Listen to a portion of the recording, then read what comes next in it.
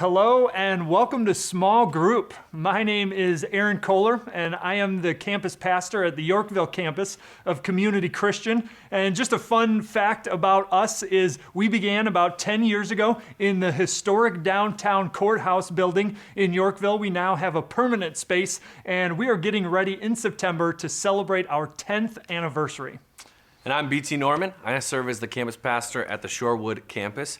You may not know this, Aaron, but when the Shorewood campus launched was the same year that I graduated high school.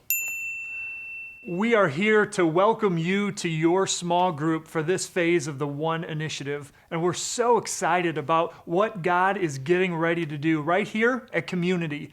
We know that God works through the power and commitment of people just like you, gathered just like this in life-giving, healthy small groups. For this series, you'll find the discussion questions both easy to understand and difficult to wrestle with. So our encouragement to you is that you take your time and listen to each other as you're challenged with growing in generosity. Pray for each other as you're working through the booklet.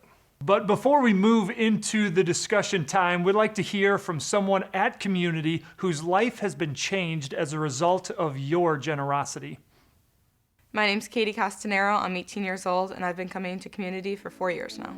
My family is from Braidwood, about 30 minutes from the Shorewood campus, which I attend. I started coming to Community, and I kind of sat in the back. I didn't really want to be involved at all, but I really liked the services, and I told all my friends, you guys should be coming with me, and one of my friends and her family did, and they went to the welcome lunch, and that was something I never attended.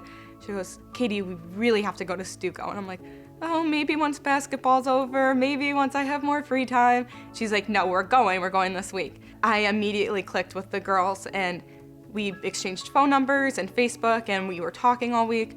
And then exactly a week later, my house burnt down. And I really believe that was God saying you needed to be at Stuco. Without my Stuco girls, I don't know how I would have made it through that. They were calling me, they were texting me, they were FaceTiming me. They raised money for me.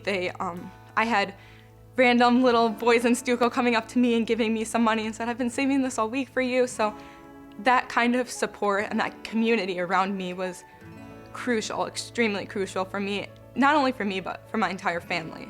After that, I grew a lot spiritually and in my faith with my girls, and that following August, I decided to get baptized.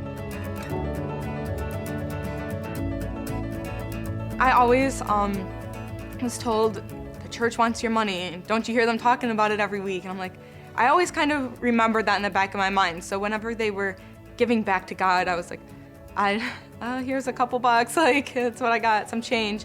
It never meant anything to me. Giving back to God didn't mean anything to me as much as, say, communion did. Hard to explain exactly what it feels like to actually receive the generosity from the church. But once my family received everything we did, it made sense that I wanted to help the people in our community who needed it just as bad as we did, or even more.